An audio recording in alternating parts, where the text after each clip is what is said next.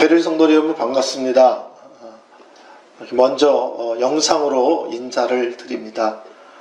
기도하기는 조속히 여러분을 직접 베를린에 가서 뵙고 함께 예배하며 또 교제하기를 소원합니다. 아침마다 여러분의 이름을 불러가며 기도하고 있습니다. 우리 기도하는 가운데 하나님께서 좋은 길 주시기를 기도하며 또 기다렸으면 좋겠습니다. 오늘 성경 말씀은 시편 23편 1절 말씀입니다. 이 말씀을 통해서 풍성하신 하나님이란 제목으로 하나님 말씀을 증거하겠습니다. 제가 나이는 많지는 않지만 살아보면 새로운 것을 배우는 기쁨이 있습니다. 그러나 또 새로운 것을 배우는 기쁨뿐만 아니라 잘 알고 익숙한 것을 새롭게 받아들이고 또 새롭게 이해하는 또 그런 기쁨도 있습니다. 혹시 성도 여러분, 내 영혼의 햇빛 비치니 라는 찬송 혹시 알고 계신가요? 저는 어렸을 때부터 그 찬송을 아주 즐겨 불렀습니다. 근데 얼마 전에 갑자기 그 찬송을 부르는데 마치 그 찬송이 처음 부르는 것처럼 가사 하나하나가 제 가슴에 깊이 박히는 그런 놀라운 체험을 했습니다. 예수를 믿으면 물론 하나님의 자녀가 되죠. 죄 용서 받고 천국 가고 그렇죠. 근데 그 가사대로 내 영혼의 햇빛 비치니 예수를 믿고서 우리는 영적인 것뿐만 아니라 이 땅의 삶도 하나님의 은혜의 빛 가운데서 밝아지고 새로워진다는 사실이 새롭게 제 마음에 와 닿았습니다. 저는 어렸을 때 아버님이 일찍 돌아가심으로 긴 가난과 어려움의 시절을 보냈습니다. 그래서 저의 삶 속에서 밝음, 기쁨, 즐거움 그런 것은 별로 저와 관계가 없는 것들이었습니다. 근데 제가 교회를 다니고 예수님을 만나고 놀라운 것은 제 삶 전체가 환하게 밝아졌다는 사실입니다. 저희 큰딸의 카톡을 보면 그 카톡 제목이 이 세상에서 가장 밝은 사람 이렇게 써져 있어요. 전 그것을 볼 때마다 하나님께서 내 인생만 환하게 비춰준 것이 아니라 우리 아이들의 인생도 하나님의 사랑과 은혜로 환히 하나님의 은혜로 밝아지게 하셨구나. 이런 것들을 생각하면 참 감사합니다. 근데 찬송뿐만 아니라 성경도 마찬가지입니다. 우리가 성경을 열심히 읽고 또 익숙한 본문도 많이 있죠. 그런데 놀랍게도 그 성경 속에서 어느 날 그 익숙한 성경이 나에게 새롭게 다가오고 충격적으로 받아들여질 때가 있습니다. 저에게는 창세기 1장 1절이 그랬고요. 또 로마서 1장 1절이 그랬습니다. 어느 날 성경을 읽는데 마치 스프링이 튀어 올라오는 것처럼 그 말씀이 충격적으로 제 마음을 사로잡았습니다. 근데 금방 우리가 본 시편 23편은 저에게 여러 번 그런 모습으로 말씀이 새롭게 깨달아지고 놀라운 은혜에 눈을 뜨는 기회들이 있었습니다. 시편 23편은 우리가 잘 아는 대로 다윗이 기록한 성경이죠. 근데 저는 다윗이 이 성경을 책상에 앉아서 오래간만에 시 한 편 쓸까 그러고는 끄적끄적 썼다가 지웠다가 하면서 완성한 시라고 생각하지 않습니다. 시편 23편은 다윗이 크고 작은 많은 사건을 겪으면서 그 삶의 현장, 고난의 현장에서 자기가 만나고 체험한 하나님에 대한 고백이고 또 하나님에 대한 간증이라고 믿습니다. 시편 23편은 이렇게 고백합니다. 여호와는 나의 목자시니 내게 부족함이 없으리로다. 다윗은 이렇게 말하지 않습니다. 내가 왕이기 때문에 부족함이 없습니다. 이렇게 말하지 않습니다. 또 다윗은 나는 왕궁에 살기 때문에 부족함이 없습니다. 또 이렇게 말하지도 않습니다. 다윗은 뭐라고 고백합니까? 여호와 하나님께서 내 삶에 내 인생의 목자가 되어주시니 내가 부족함이 없습니다. 내가 많은 일들을 겪었지만 그러나 그 사건과 어려움 한복판에서 언제나 하나님이 내 삶의 목자이셨고 결국은 하나님께서는 그 사건의 끝을 항상 부족함이 없게 하시는 하나님, 다르게 말하면 풍성하신 하나님, 넉넉하신 하나님, 넘치는 하나님이라고 고백하지 않고는 못 배기는 놀라운 인생으로 만들어 주셨다는 거죠. 우린 다윗 하면 그 위대한 임금이라고 생각만 하지 그 사람의 삶을 찬찬히 들여다보면 그 삶은 고난의 삶이었고 어둠의 그림자가 길게 느려진 삶이라는 것을 우리가 알 수 있습니다. 근데 다윗은 그런 일들을 겪을 때마다 그리고 그 고난의 긴 터널을 통과할 때마다 고백합니다. 그럼에도 불구하고 여호와 하나님은 여전히 나의 목자셨고 그러므로 내가 넉넉히 이깁니다. 부족함이 없습니다. 혹시 다윗의 삶을 찬찬히 살펴보신 적이 있으신가요? 특히 가정적으로 살펴보면 다윗은 가정적으로 그렇게 행복해 보이지는 않습니다. 사무엘 선지자가 하나님의 명령을 받들어 그 이새의 아들 중에 한 사람을 기름 부어 왕으로 세우려고 했잖아요. 근데 아들을 다 보여줬는데 놀랍게도 아버지 이새는 다윗을 보여주지 않았습니다. 사무엘 선지자가 그러죠. 아들도 없습니까? 그러잖아요. 그때 아버지가 이렇게 말합니다. 막내 아들이 하나 있습니다. 막내 아들이 하나 더 있습니다. 근데 거기서 말하는 그 느낌은 내가 특별하게 생각하는 너무너무 사랑하는 막내가 하나 있습니다. 이런 뜻이 아니고요. 특별하지 않은 변변치 않은 그런 막내 아들이 하나 있긴 있습니다. 이런 식의 내용입니다.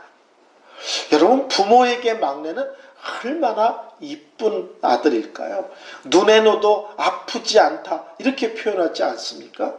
근데 아버지가 사무엘에게 아무리 겸손하게 다윗을 소개한다 해도 그 말 속에서 사랑, 따뜻함 이런 게 느껴지지는 않습니다.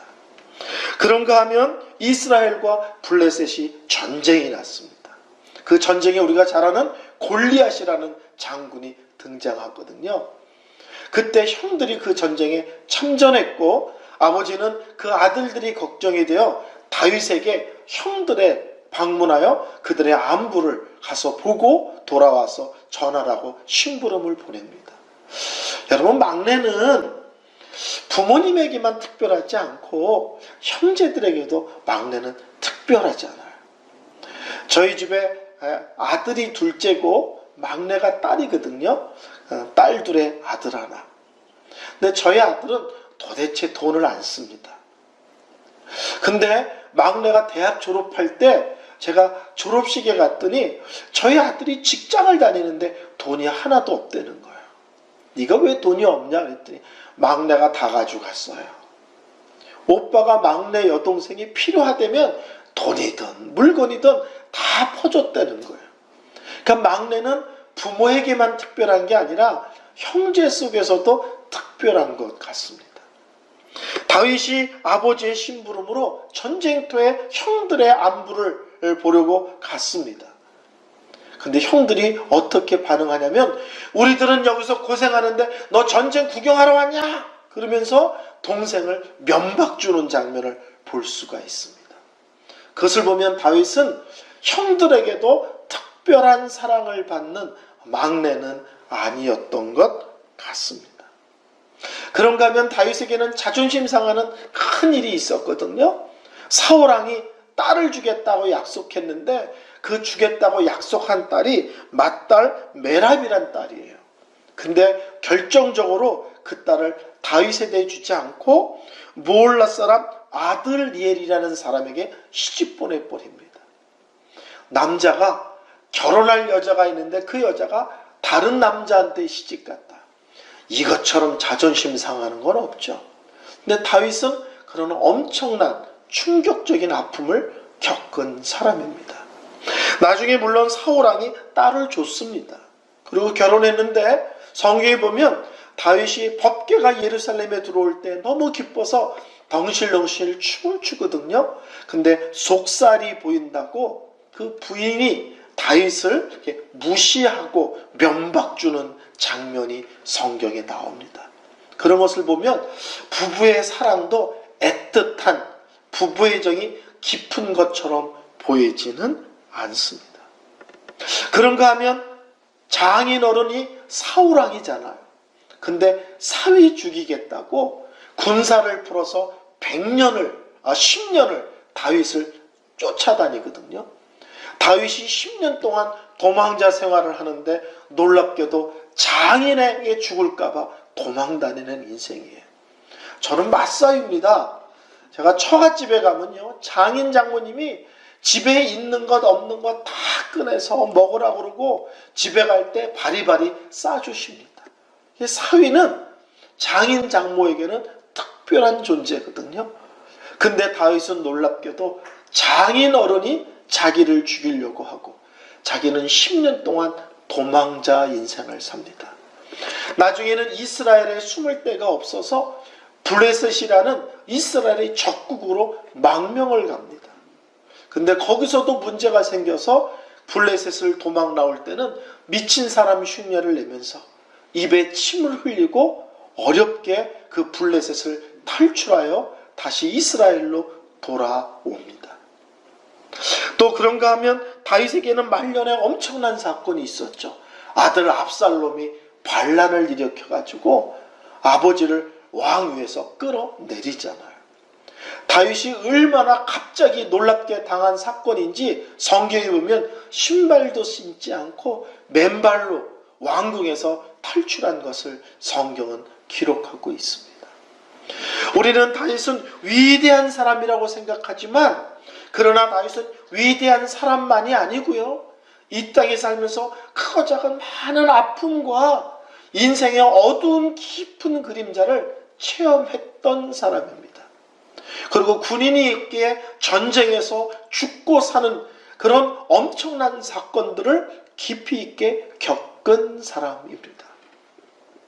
보통 이런 사람들은 얼굴이 일그러지고 마음이 뒤틀리고 또 성격이 뾰족해지는 게 일반적인 특징이거든요.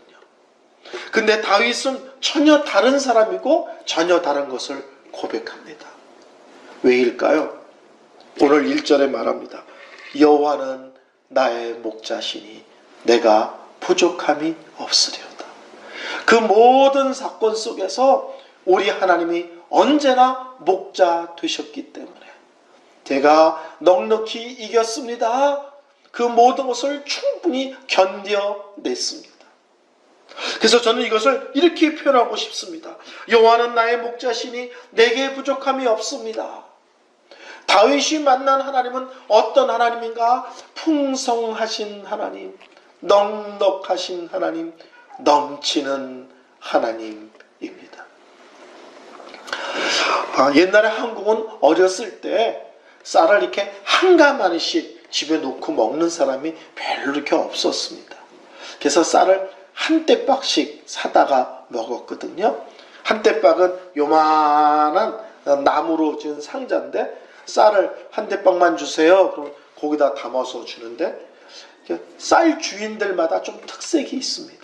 보통은 어떻게 하냐면 쌀을 싹 붓고는 나무자 같은 것으로 싹 깎아버립니다. 야박할 정도로. 근데 어느 쌀집에 가면 쌀 한 대박 주세요. 그러면 쌀을 탁 붓고는 싹 긋지 않고 싹 하면서 끝에 한 줄을 탁 남깁니다. 이렇게 하지 않고 이렇게 합니다. 그러면 쌀이 한 줄이 더 주는 거예요. 그래서 가난한 시절에 쌀 주인이 싹 깎는 집인지 끝에 탁 멈춰서 한 줄을 더 주는 집인지 잘 살펴서 한 줄 더 주는 집을 단골 삼아서 쌀을 사곤 했습니다. 우리가 만난 하나님은 어떤 하나님인가요? 싹 깎아버리시는 하나님이신가요? 싹 하다가 끝에 탁 서서 한 줄을 더 주시는 하나님인가요? 다윗은 고백합니다. 내가 인생에 많은 일을 겪었지만 그 인생 끝에 하나님을 고백할 때 나는 언제나 하나님은 풍성하신 하나님, 넉넉한 하나님, 넘치시는 하나님, 이렇게 고백할 수 있습니다. 저는 이것은 다윗만의 고백이 아니라고 생각합니다. 신앙생활을 오래 한 분들은 다 이렇게 고백한다고 믿습니다.